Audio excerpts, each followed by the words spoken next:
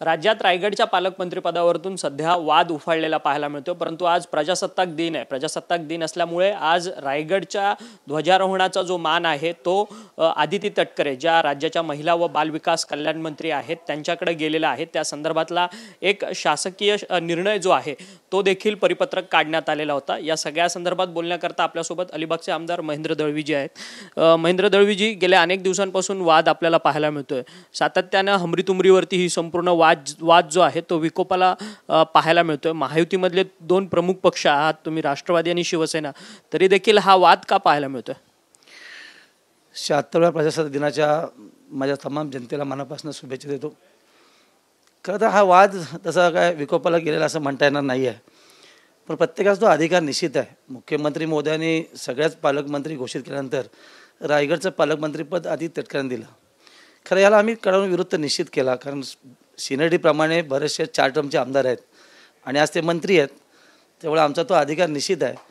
पूर्व इतिहास असा सांगतो की मागच्या सरकारच्या वेळेला त्यांचं पालकमंत्री असताना आम्ही आमच्या पक्षांतर्गत विरोध केला आणि त्यांना पदत्याग करायला लावला. त्यानंतर सरकार परिवर्तन झालं, ही गोष्ट कदाचित त्यांना माहीत असावी आणि मग असं असताना त्यांनी पुन्हा ते पद मागणं हे उचित नाही. कारण आम्हाला माहिती आहे की रायगडच्या पालकमंत्रीपदी एकच नाव होतं, ते भरत शेठचं शेवटच्या मोमेंटपर्यंत. पण अशी काय जादू झाली, कारण ते जादूगारच आहेत. कारण तटकरे प्रदेशाध्यक्ष राष्ट्रवादीचे, त्यामुळे आत्तापर्यंत त्यांची राजकीय भूमिका उलटफेर राहिलेली आहे. त्यामुळे कदाचित ते त्यांना दिलं, त्याच्यामुळे त्यांचा आजचा जो अधिकार आहे त्या अनुषंगाने मुख्यमंत्र्यांनी त्यांना तो प्रोटोकॉलप्रमाणे दिला असेल. पण माझं म्हणणं ठाम आहे की आज आमच्या या रायगडमध्ये 7 आमदारांपैकी माजी मंत्री रवी शेठ सिनियर आहेत. सिनियरिटीप्रमाणे त्यांना तो अधिकार द्यायला पाहिजे होता, पण मुख्यमंत्र्यांनी दिला त्यांना, कारण त्यांना पालकमंत्री घोषित केलं होतं. त्याचा का आमचा विरोध व्यक्तिगत असा नाही आहे. प्रोटोकॉलपर्यंत दिला असेल तर त्याचं स्वागत निश्चित आहे. पण येणाऱ्या काळामध्ये रायगडचं पालकमंत्रीपद हे भरतशेच्या रूपाने आम्हाला मिळालं पाहिजे, हा आमचा हक्क कायमस्वरूपी राहणार. परंतु सातत्यानं तुम्ही तिन्ही आमदारांना पाडण्याचा प्रयत्न जो आहे तो सुनील तटकरेंनी केला, असा आरोप तुमचेच सहयोगी मंत्री आणि आमदार भरत गोगावले करताना पाहायला मिळतात. तर त्यांचे सुपुत्र अनिकेत तटकरे जे माजी आमदार आहेत ते म्हणतात की मी कोणत्याही मंदिरात यायला तयार आहे, मी शपथ घ्यायला तयार आहे. सुनील तटकरे आणि आमच्या पक्षाने तुमच्या तिन्ही उमेदवारांचं काम केलेलं, अर्थात तुम्ही तुमच्या तिन्ही आमदारांचं काम केलं. रायगडचे सर्वपक्षीय नेते याला साक्षीदार राहतील नक्कीच. आम्ही शिवसेनेचं असं म्हणणं नाही आहे. तटकऱ्यांच्या लोकसभेला आम्ही मनापासून त्याने काम केलं. एवढा विरोध असताना पहिली मी बाईट करून सांगितलं होतं की तटकरे उमेदवार का द्यावी. तेव्हा धैर्यशील पाटील भारतीय जनता पार्टीकडनं इच्छुक होते आणि खऱ्या अर्थाने एकंदर चर्चा सगळ्याच होती. कारण तटकऱ्यावर झालेले आरोप प्रतिआरोप बघताना पुनश्च तटकरे निवडून शकत त्रिवार सत्य होतं. तरी पण आम्ही फुल ताकद लावून सगळ्याच आमच्या कार्यकर्त्यांनी नेत्यांनी त्यांना प्रामाणिकपणे खऱ्या अर्थाने मदत केली, काम केलं आणि त्यांना बहुमताने निवडून दिलं. त्यात अलिबागचा लीड 38,000 अभाव आहे, हे त्यांना लक्षात सगळं आहे. पण भरतशेठ बोलले ते खरं आहे. आम्ही परवाच्या पालीच्या बळाळेश्वराच्या कार्यक्रमाला जेव्हा होतो तेव्हा भरतशेठ अंतर्मनाने बोलले, ते त्रिवार सत्य आहे. भरतशेठसारखा माणूस अशा पद्धतीने वक्तव्य करणं म्हणजे लोकांना पटण्याजोगीच निश्चित आहे. कारण त्यांच्याही महाड मतदारसंघामध्ये एक त्यांच्याच पक्षातला म्हणजे राष्ट्रवादीचा एक नेता शेवटच्या क्षणाला त्याला फारकत घेऊन अपोजिशनचं काम करायला लावलं आणि 17-25 त्यांनी काढण्याचा प्रयत्न केला. हे त्रिवार सत्य आहे. माझ्या इथे तर महेंद्र थोरवेच्या अनुषंगाने त्यांच्या समोर हे राष्ट्रवादीने प्यादे तटकरे उभं केलं होतं आणि त्यांना मदत व्हावी म्हणून इथल्या शेका पक्षाला परिपत्र काढायला लावलं की ती मदत त्यांना तिचा पाठिंबा दर्शवा म्हणून. ह्या गोष्टी तटकरेने केलेल्या आहेत. त्याच्यामुळे जे भरतशेठ बोलतात ते सत्य आहे आणि तिन्ही आमदारांना कसं पराभव द्यायचा त्यांनी प्रामाणिक प्रयत्न केला आहे. त्यामुळे भरतशेठ बोलले बळाळेश्वरात त्यांनी यावं अनिकेतने. तो आव्हान देतात ते तुम्हाला, तुमच्या मंत्र्यांचं आव्हान ते स्वीकारतात आहेत आणि ते म्हणतात आहेत की चला बल्लाळेश्वरला कुठे जायचं त्या देवस्थानला जाऊ आणि शपथ घेऊ, आम्ही तुमचं काम केलं. त्यांनी आता बरीच 2-3 नावं घेतली. कणकेश्वरचं घेतलं, तिकडे श्रीवर्धनचं घेतलं, सगळ्या घेतलं. आमचंही त्यांना प्रति आव्हान आहे की त्यांनी जरूर यावं. अशा बालिश बुद्धीने वक्तव्य करणं एका शोभनीय नाही आहे आणि घराण्याशाहीतनं त्यांना आसपास मिळालेलं आहे. खरं तर राष्ट्रवादीचा आलेख बघताना अंतोलीपासून आत्तापर्यंत कुठल्याही नेत्याला त्यांनी प्रामाणिकपणे मदत सगळ्यांशी चीट केलं आहे, हे त्रिवार सत्य आहे. आणि चीट कोणी केलं? तटकरेंनी चीट केलं हे महाराष्ट्राला माहीत आहे. एवढे आरोप प्रत्यारोप पण बॅकडोर एंट्री मारणारे तटकरेच आहेत ना, हे महाराष्ट्र साक्षीला आहे. ह्या रायगडनेच उठाव केला आणि त्यांना पदत्याग करावला आदिती तटकरेंना. पुन्हा ते क्लेम कसे करू शकतात? सरकार परिवर्तन झाले त्यांच्यामुळे झालेलं आहे आणि अशा परिस्थितीमध्ये आपण क्लेम ठेवणं हे त्यांना शोभेन नाही आहे. आणि म्हणून तटकरे असतील, त्यांची दोन्ही मुलं असतील, अगदी बेबनावपणे बोलतात हे ठीक नाही आहे. परंतु त्यांच्या पक्षाकडनं देखील आता त्यांचे अनेक प्रवक्ते जे आहेत ते सातत्यानं या संदर्भातली भूमिका मांडतात. काही नेत्यांनी तर तुमच्या आमदारांची उंची काढली आहे, मंत्र्यांची उंची काढली. परवाच आपण बघितलं की हसन मुश्रीफला त्यांनी बोलायला लावलं, त्यानंतर कृषी मंत्र्यांना त्यांनी बोलायला लावलं. काल ते सूरज चव्हाण लहान प्रवक्ता आहे, तो बरेचशेची उंची काय मोजणार? बरेचशेची उंची रायगड एवढी उंच आहे. त्यांनी असं बालिश बुद्धीने हे करणं आणि तटकरेंनी अशी सुपारी देऊन बोलणं, म्हणजे गळ्यात पट्टे बांधून कोणी सोडू शकतो अशी परिस्थिती आहे. आम्हालाही त्याच्यापेक्षा झाली बोलता येईल, कारण बरेचसे मराठा मी आग्री आहे, आमची याच्यात PhD आहे.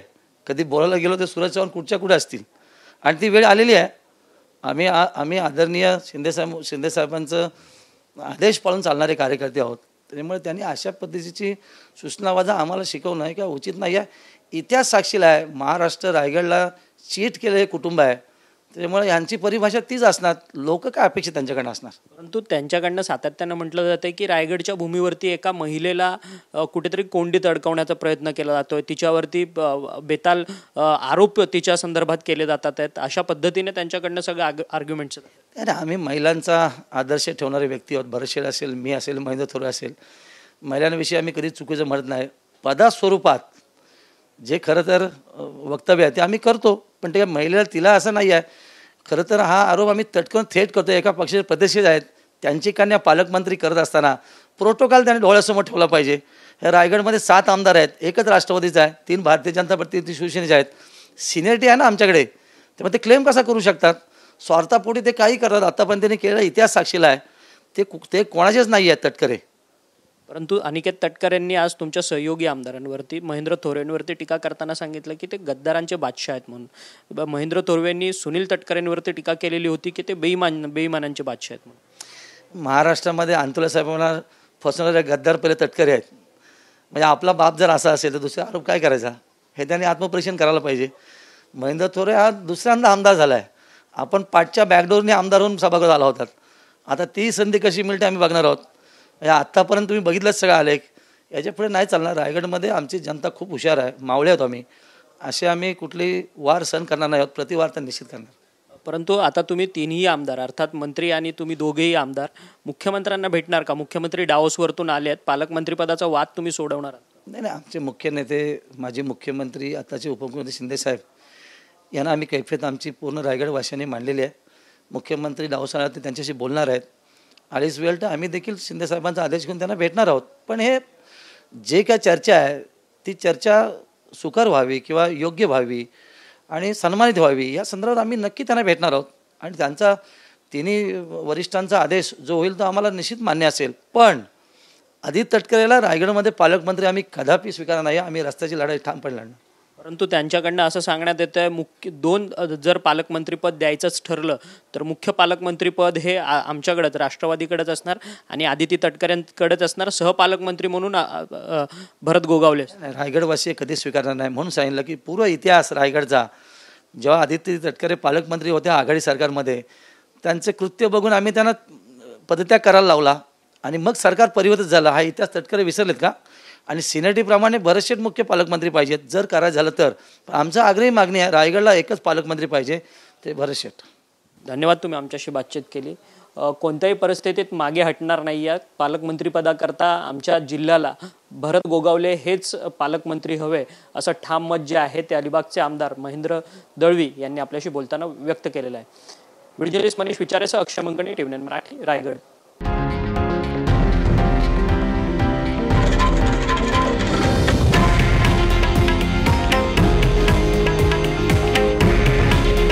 हे आहे देशातील नंबर 1 न्यूज नेटवर्क आणि आपण पाहत आहात TV9 मराठी. काळजी तुमची, हित महाराष्ट्राचं.